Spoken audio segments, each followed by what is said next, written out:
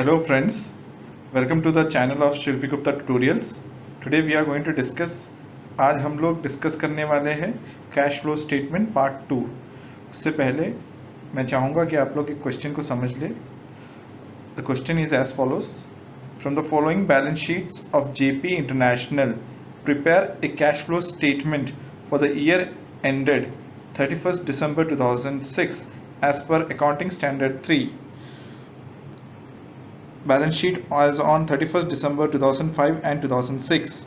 Liabilities: equity share capital 2005 150, 2006 350, redeemable preference share capital 100 150, debenture 150 100, long term loan 150, reserve and surplus 40 50, bank overdraft 60, nothing for 2006, sundry creditors 80 100, proposed dividend 30 60, provision for taxation 20 40. Total comes for 2005 as 730 and for 2006 900. Now we go to the asset side. Goodwill 2005 75, 2006 60, fixed assets 355 620, inventories 110 70, debtors 120 75, bank nil for 2005, 25 for 6, prepaid expenses 30, 2006 20, miscellaneous expenditure 40 30. Total again comes to 730 900. Now we'll be reading the additional information which is available as on 31st December 2006. Accumulated depreciation on fixed assets amounted to rupees 1,60,000 and rupees 1,85,000 as on 31st December 2005 and 31st December 2006 respectively. The plan costing rupees 30,000, 25% depreciated, was sold for rupees 50,000. Land of rupees 1,50,000 and stock of rupees 40,000 were purchased for a consideration of rupees 2 lakh paid for in shares. Dividend for 2005 was paid along with an interim dividend of 5% on opening equity capital. Tax liabilities for 2005 were settled at rupees 28,000. Ready? Welcome. हम लोगों ने कल last class में laser सारे draw कर लिया था। इस लेजर को मैंने एक बार फिर से रीड्राफ्ट किया है जिससे आपको क्लियरिटी मिले। सारे फिगर्स दोबारा उस दिन की तरह कॉपी कर दिया है जिससे आपको फिगर क्लियर मिले। अब आप लेजर देख पा रहे होंगे, सारे के सारे लेजर्स हम लोगों ने इसी तरह प्रिपेयर किया था। ज़्यादा फोकस हम लोगों ने दिया था इस फिक्स्ड एसेट पे और एक्यूमुलेटेड डेप्रिसिएशन पे, क्योंकि इन सब में से सबसे ज़्यादा ट्रिकी और इंटरेस्टिंग टॉपिक यही दोनों था। आज हम लोग इसके आगे कंटिन्यू करेंगे। इसका मतलब अब हम लोग cash flow statement finally prepare करना स्टार्ट करेंगे। लास्ट क्लास में मैंने क्लियरली बता दिया था कि हमारा कैश फ्लो स्टेटमेंट 3 पार्ट में डिवाइडेड रहेगा: ऑपरेटिंग एक्टिविटीज़, इन्वेस्टिंग एक्टिविटीज़ और फिनेंसिंग एक्टिविटीज़। उस दिन मैंने 2 कॉलम ड्रॉ किया था। आज थोड़ा क्लियरिटी के लिए मैंने एक और कॉलम ड्रॉ किया है। कॉलम के ऊपर ऐसा कोई रिस्ट्रिक्शंस नहीं है, आप लोग चाहे तो आप लोग 2 कॉलम में भी सम्स को बना सकते हैं। 3rd कॉलम मैंने जस्ट अपने लिए बनाया है कि कुछ भी वर्किंग करना हो तो मुझे ये रो काम आ सके। अब हम लोग यहाँ पर ये आते हैं ये देखने के लिए कि ऑपरेटिंग में क्या आएगा। ऑपरेटिंग वर्ड क्लियरली बताता है कंपनी का पीएल रिलेटेड जो भी आइटम है वो सारा यहाँ आएगा। मतलब जो भी ऑपरेटिंग रिलेटेड है, पीएल में जितने आइटम आते हैं वो सारे के सारे आइटम हम लोग ऑपरेटिंग एक्टिविटीज में शो करते हैं। इन्वेस्टिंग एक्टिविटी अपने वर्ड से अगेन क्लियर करता है, इन्वेस्टिंग सारे फिक्स्ड एसेट से रिलेटेड जो कुछ भी है हम यहाँ पे दिखाएंगे। और फिनेंसिंग एक्टिविटीज क्लियर डिस्क्लोज करता है कि फिनेंस से रिलेटेड जैसे कि equity, debentures, bank loan, bank overdraft, preference share capital, इस तरह जो भी फिनेंस अपने उठाते हैं, फिनेंस रिलेटेड जो भी एक्सपेंस है वो सारा का सारा हम लोग फिनेंसिंग एक्टिविटीज में शो करेंगे। क्लियर हो चुका है? अब हम लोगों को करना क्या है, हम लोगों ने ये जो लेजर ड्राफ्ट किया है ना, इस लेजर से सबसे पहले हम लोग यहाँ पे सब कुछ पुट करेंगे, उसके बाद हम फर्दर डिस्कशन में चलेंगे। अभी हम लोग यहाँ ऑपरेटिंग में सिर्फ वही फिगर लाएंगे जो पीएल में लिखा होगा, जो बैंक में लिखा होगा वो यहाँ पे शो नहीं होगा। हम सिर्फ पीएल से रिलेटेड आइटम यहाँ से उठाकर यहाँ पे पोस्ट करेंगे और कुछ भी नहीं। सबसे पहला आइटम है गुडविल। गुडविल को सबसे पहले हम लोग यहाँ पे दिखाएंगे, बट उसके पहले बता दूं कैश फ्लो स्टेटमेंट स्टार्ट कैसे होता है। हमारा यहाँ पे नेट इनकम पहले हमें निकालना होगा, क्योंकि नेट इनकम से ही हम सारे एडजस्टमेंट करने वाले हैं। सो नेट इनकम निकालेंगे। नेट इनकम कैसे निकालेंगे? याद होगा हमारे बैलेंस शीट में रिजर्व्स एंड सरप्लस बोलकर एक फिगर था, एक आइटम था, उसमें ओपनिंग फिगर था 40, क्लोजिंग फिगर था 50। इसका मतलब 50 माइनस 40 कम, अगेन याद रहे ये 000 के साथ सम्स बना रहे थे। इसका मतलब ये है कि यहाँ पर 10,000 मीन्स 10 इनकम हुआ था ड्यूरिंग द ईयर। अब इस 10 के साथ हम सारे के सारे अपने एडजस्टमेंट कंप्लीट करेंगे। एडजस्टमेंट कैसे करेंगे? एडजस्टमेंट में दो आइटम होता है, एक होता है ऐड, एक होता है लेस। हम लोग किस किस चीज़ों को ऐड करेंगे, किस किस चीज़ों को लेस करेंगे? अब हम लोग इसमें एडजस्टमेंट करेंगे। एडजस्टमेंट में हम लोगों को कुछ आइटम ऐड करना होता है, कुछ आइटम लेस करना होता है। सवाल ये होता है कि कौन कौन सा आइटम अपने ऐड करने वाले हैं और कौन कौन सा आइटम अपने लेस करने वाले हैं। ये बनाते वक्त हम लोगों को पीएल का पिक्चर याद रखना है, पीएल अकाउंट का। पीएल अकाउंट में जो जो आइटम अपने ऑलरेडी डेबिट साइड लिखते हैं, मतलब ऑलरेडी अपने डेबिटेड उसको कर देते हैं, वैसे फिगर को अपने यहाँ ऐड करेंगे जो नॉन कैश नेचर का होगा। मतलब अपने पीएल अकाउंट में तो अपने शो कर रहे हैं उस फिगर को, लेकिन कैश आउटफ्लो नहीं हो रहा या कैश इनफ्लो नहीं हो रहा। जब कैश आउटफ्लो इनफ्लो नहीं होगा वैसे आइटम को हम लोग यहाँ पर ऐड करेंगे। और कौन सा आइटम का एडजस्टमेंट करेंगे? जो नॉन ऑपरेटिंग होगा। नॉन ऑपरेटिंग का मतलब जो हमारे पीएल को एक्चुअली इफेक्ट नहीं करना चाहिए था, हम लोग को इन्वेस्टिंग और फिनेंसिंग को एक्चुअली इम्पैक्ट देना चाहिए था, वैसे आइटम जो हमारा ऑपरेटिंग नेचर का नहीं है, वैसे आइटम को हम लोग यहाँ से एडजस्ट करेंगे। तो ये बनाते हुए इतना याद रखना है कि दो तरह के आइटम को हम लोगों को यहाँ से एडजस्ट करना है, एक नॉन कैश, एक नॉन ऑपरेटिंग। अभी अगर हम सबसे पहला अपने लेजर में जाए तो हम लोग देखेंगे गुडविल था। गुडविल को जब अपने रिटर्न ऑफ करते हैं तो कोई भी तरह का कैश आउटफ्लो नहीं होता। इसका मतलब ऐसे आइटम को हम लोगों को यहाँ पे ऐड करना होगा। सो गुडविल रिटर्न ऑफ कितना, जितना अपने पीएल में डाले थे, पीएल में अपने 15 डाल रखे थे, सो 15। अगेन अपने और क्या ऐड करेंगे? अगर अपने इसको देखे क्या बोलते हैं लेजर को, तो देखेंगे वहाँ डिविडेंड बोलकर एक आइटम था। डिविडेंड एक्चुअली फिनेंसिंग एक्टिविटी का एक्सपेंस है, यहाँ का नहीं। तो अगेन यहाँ से फिर से डिविडेंड को ऐड बैक करेंगे। मतलब जो डिविडेंड अपने पे कर चुके थे उस डिविडेंड को वापस यहाँ पे ऐड बैक करेंगे। पे किए थे हम लोग 30, ऐड बैक भी करेंगे 30। डिविडेंड, एक चीज को और याद रखना है हम लोगों को, हम लोग जो भी एडजस्टमेंट कर रहे हैं वो दो जगह एडजस्टमेंट होना चाहिए। सो डिविडेंड अगर यहाँ पर हम लोगों ने पे किया था, ऐड बैक किया, तो यहाँ से हम लोगों को लेस करना होगा। इसका मतलब अगर एक पार्ट में अपने उसको ऐड करते तो दूसरी तरफ अपने को लेस करना होगा। क्यों? क्योंकि डिविडेंड से कैश आउटफ्लो तो हुआ है लेकिन ऑपरेटिंग एक्टिविटीज के अंदर नहीं। किसके अंदर? फिनेंसिंग। तो डिविडेंड पे हम लोग लेस करेंगे फिनेंसिंग एक्टिविटीज में। यहाँ पे लेस लिखते नहीं है, यहाँ भी लेस ऐड नहीं लिखते, सिर्फ यहाँ लिखते हैं, बट आपको समझ में आए इस वजह से मैंने यहाँ पे लेस लिखा है। वैसे स्टेटमेंट के अंदर लेस वर्ड नहीं लिखेंगे इस पोर्शन में। So dividend paid that is 30। याद होगा हम लोग का एक इंटरिम डिविडेंड का कॉन्सेप्ट भी था, तो हम लोग इंटरिम डिविडेंड भी पे किए होंगे। इंटरिम डिविडेंड कितना बोल दिया गया था? अगर आप अपना बैलेंस शीट देखें तो इंटरिम डिविडेंड हम लोगों को ओपनिंग कैपिटल पे बोला गया था 5%, means 5% of opening capital. Opening equity share capital हमारा 150 था, सो 150 इंटू 5% दैट इज 7.5। सो यहाँ से भी हमारा इंटरिम डिविडेंड निकल जाएगा, एडजस्ट हो जाएगा 7.5। इसके अलावा हमारा प्रोविजन फॉर टैक्स था, मिसलेनियस एक्सपेंस था, मिसलेनियस एक्सपेंस भी ऐड होगा। Return of 10। इसके बाद डेप्रिसिएशन हम लोगों ने चार्ज करके रखा था जो एक्यूमुलेटेड डेप्रिसिएशन में था, डेप्रिसिएशन 32.5। इस तरह से जो भी एडजस्टमेंट है हम लोग यहाँ पे कंप्लीट करेंगे। इसके बाद हम लोग इन्वेस्टिंग में आते हैं। इन्वेस्टिंग में हम लोग सिर्फ फिक्स्ड एसेट से रिलेटेड चीज़ें ले रहे थे। हम लोगों ने अपने सम्स में एक ही फिक्स्ड एसेट का ट्रांजैक्शन किया था खरीदते वक्त, वो है प्लांट एंड मशीनरी। हम लोगों ने कुछ मशीनरी खरीदा था और कुछ प्लांट हम लोगों ने बेचा था। तो जो बेचा उससे कैश प्रोसीड्स आया।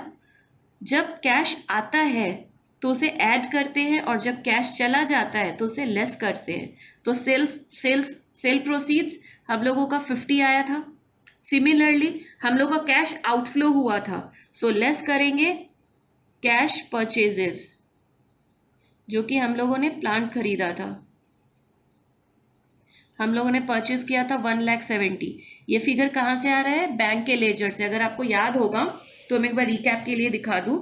फिक्स्ड एसेट जब हम लोगों ने लेजर बनाया था तो वहां पे हम लोगों ने क्लियरली दिखाया था कि लैंड परचेज हुआ है।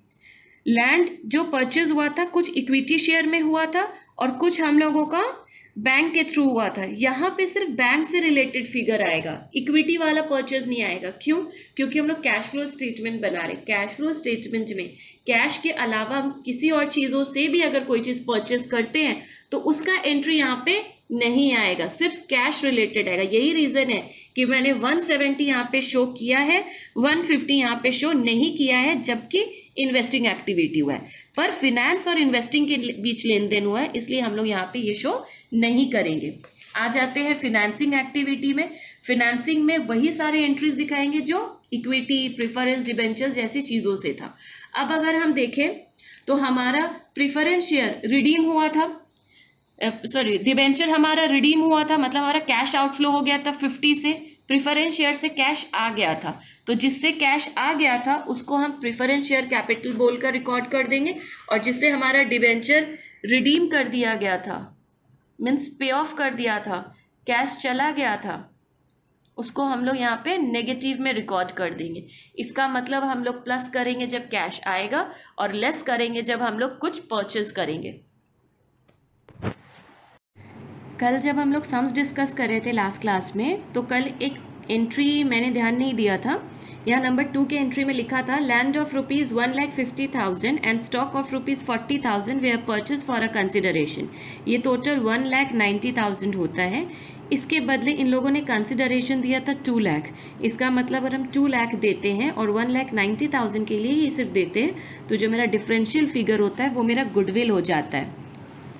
इसीलिए जब इक्विटी शेयर कैपिटल में हम लोगों ने एंट्री किया था, जो कि बाई लैंड था 150, स्टॉक था 40, गुडविल देना था 10, ये गुडविल फिर हमारे इस अकाउंट में शिफ्ट होगा, रिफ्लेक्ट करेगा, तो हमारा टोटल फिगर निकलेगा 25। नाउ अब आ जाते हैं वापस back to the sums that is on statement.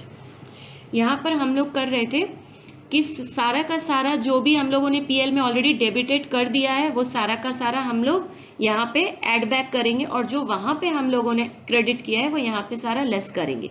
ये करने के बाद हमारा एक नेट फिगर आएगा जिसे हम बोलेंगे operating profit before adjustment for working capital. Working capital का क्लियर मतलब होता है हमारा current asset minus current liabilities. याद होगा हम लोगों ने बैलेंस शीट में करंट असेट और करंट लाइबिलिटीज को छोड़ दिया था, उसके साथ कोई भी एडजस्टमेंट नहीं किया था। वो एडजस्टमेंट हम लोग यहाँ पर कंप्लीट करेंगे। इसके अलावा इन्वेस्टिंग को हम लोगों ने यहाँ पे स्टॉप किया था, इसको कंप्लीट करेंगे। इसके अलावा हम लोगों ने जो भी फाइनेंसिंग को किया था, फाइनेंसिंग को टोटल करेंगे, टोटल करके आउटर कॉलम में शिफ्ट कर देंगे। इस पोर्शन में मैं अब कंप्लीट करूंगी वर्किंग कैपिटल की। वर्किंग कैपिटल का क्या एडजस्टमेंट करना है, वर्किंग कैपिटल का डिटेल थ्योरी, डिटेल डिस्कशन में नेक्स्ट वीडियो में अपलोड करूंगी। यहाँ पे मैं जस्ट मैं बता रही हूँ। याद रखना है जितने भी करंट असेट है वो सारे के सारे ऐड और लेस तब होंगे जब करंट असेट मेरा डिक्रीज हो रहा होगा तो ऐड करेंगे, करंट लाइबिलिटीज जब मेरा इंक्रीज हो रहा होगा तो ऐड करेंगे, और लेस कब करेंगे जब ठीक इसका रिवर्सल हो रहा होगा। करंट असेट मेरा इंक्रीज होगा तो ऐड होगा, करंट लाइबिलिटीज मेरा डिक्रीज होगा तो लेस होगा। क्लियर है?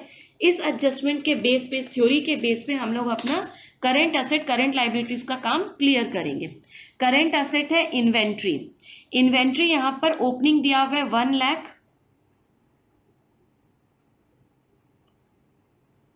1,10,000 -70, और हम लोगों ने 40 खरीदा था। नेक्स्ट यहाँ पर होता है हमारा फिर डेटर्स।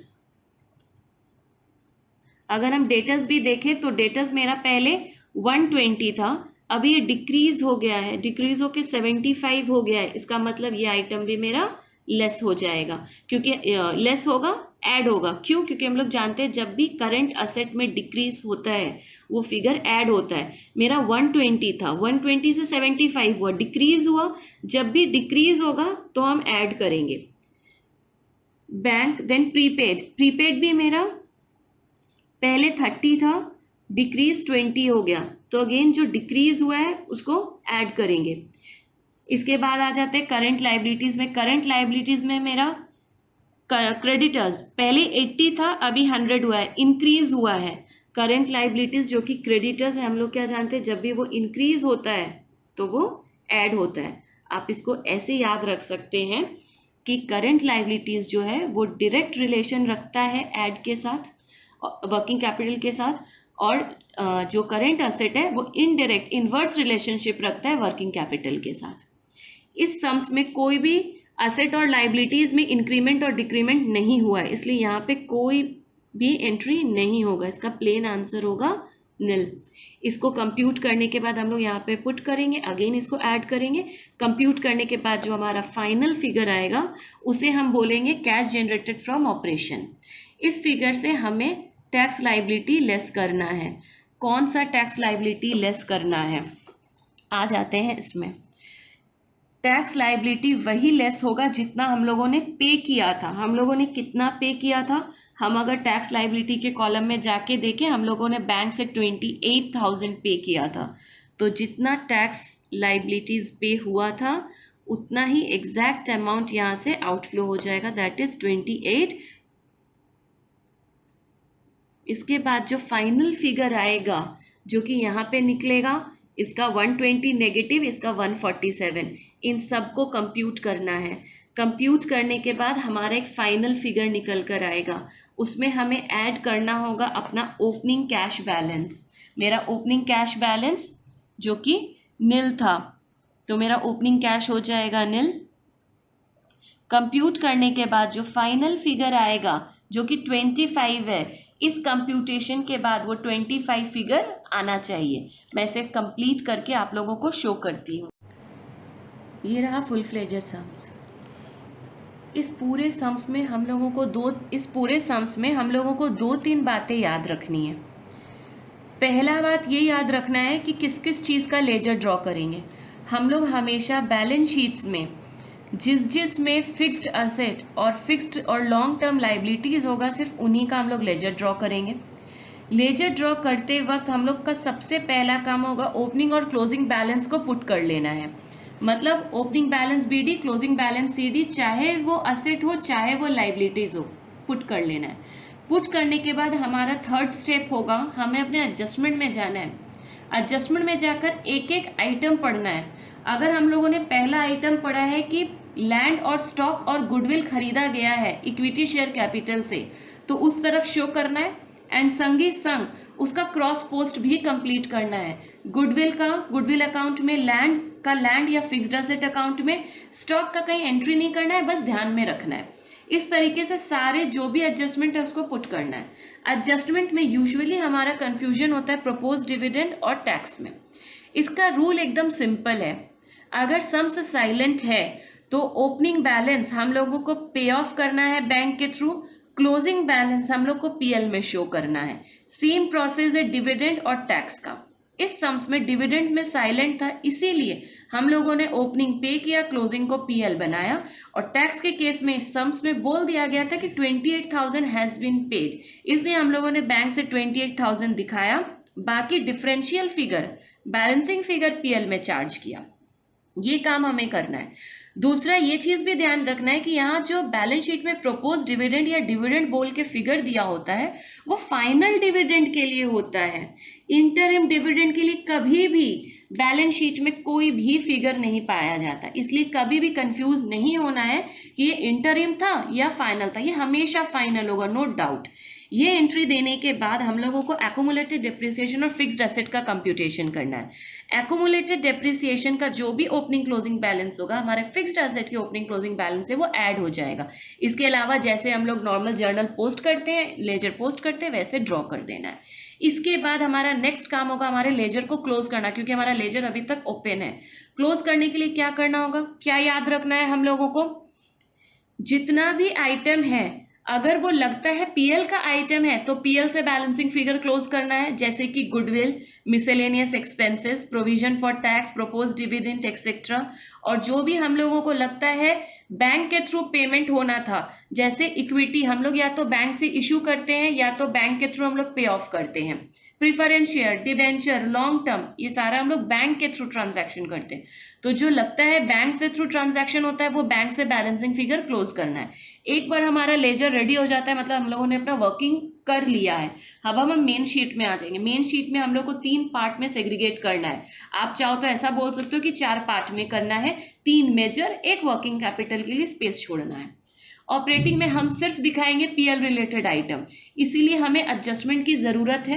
एडजस्टमेंट में हम लोग क्या करेंगे, जो भी आइटम हम लोगों ने पीएल में डेबिट कर रखा होगा वो यहाँ पे ऐड बैक करेंगे। कैसे पता चलता है कि डेबिट किया है, हम जब लेजर बनाते हैं तो लेजर में हम सारा पीएल शो करते हैं, तो जो जो आइटम पीएल में इधर शो किया हुआ है वो यहाँ पे शो होगा, चाहे प्रॉफिट ऑन सेल हो, डिप्रिसिएशन हो, जो भी हो। ये करते वक्त हम लोग को 2 बात और ध्यान रखना है। पहला, इन सब का क्रॉस पोस्ट होगा कहीं ना कहीं जाकर। अगर हम डिविडेंड यहाँ से ऐड बैक कर रहे हैं तो डिविडेंड हमको फाइनेंसिंग से एडजस्ट करना होगा। इंटरिम डिविडेंड जो कि हम लोगों ने यहाँ नहीं किया था, इसका मतलब हम लोगों ने पीएल में जरूर दिया था, इसलिए पीएल का एंट्री है, यहाँ पे भी हम लोगों को इंटरिम डिविडेंड दिखाना होगा। ये इंटरिम डिविडेंड है, इंटरेस्ट नहीं, ओके, ये इंटरिम है। इसके अलावा और एक बहुत इंपॉर्टेंट बात याद रखना है, वो ये कि डिविडेंड और टैक्स में ध्यान ये रखना है कि जो अमाउंट पीएल में हम लोग लिखते हैं वो यहाँ पे एडजस्ट करते हैं, और क्रॉस पोस्ट के टाइम जो बैंक से जाता है वो यहाँ पे एडजस्ट करते हैं। इसलिए देखिए, मैंने डिविडेंड पीएल में लिखा था 60, इसलिए यहाँ पे 60 शो किया है। बैंक से दिया था 30, इसलिए हम लोगों ने यहाँ 30 आउटफ्लो किया है। Similarly provision for tax, PL में हम लोगों ने 48 चार्ज किया था, इसलिए मैंने यहाँ 48 लिखा है। बैंक से 28 दिया था, इसलिए मैंने 28 यहाँ लिखा है। कई बार इस फिगर को 28 को ये लोग ऊपर में दिखाते हैं बुक वाले, वो गलत ट्रीटमेंट है। टैक्स पेड हमेशा ऑपरेटिंग एक्टिविटीज का जस्ट लास्ट लाइन में एंट्री होता है, तो हमेशा याद रखना है डिविडेंड यहाँ पे करेंगे, टैक्स लाइबिलिटी यहाँ पे करेंगे, दोनों का प्रोविजन यहाँ पे नॉर्मली शो करेंगे। इसके बाद वर्किंग कैपिटल का मैं अलग से वीडियो बनाऊंगी, इस वीडियो में मैं इतने बड़े टॉपिक को एक्सप्लेन नहीं कर सकती। फिक्स्ड एसेट एंड फाइनेंसिंग सबको बैलेंस करने के बाद मेरा ये जो फिगर है ये कैसे पता चलेगा करेक्ट आया कि इनकरेक्ट आया, हम अपना बैलेंस शीट देखेंगे। बैलेंस शीट में हम अपना क्लोजिंग फिगर देख लेंगे। मेरे बैंक में जितना क्लोजिंग फिगर है दैट इज 25, इसको कंप्यूट करने के बाद वो 25 आना चाहिए। अगर ये मिसमैच है मतलब कहीं ना कहीं कैश इनफ्लो और आउटफ्लो में हमसे एरर हो चुका है। होप ये वीडियो आपको समझ में आया होगा। इसके अलावा भी कैश फ्लो से रिलेटेड आप लोगों का जो भी डाउट है, कुछ भी प्रॉब्लम है, आप मेरे को कमेंट सेक्शन में बता सकते हैं, हम सारा डाउट क्लियर करने का कोशिश करेंगे। Bye, take care.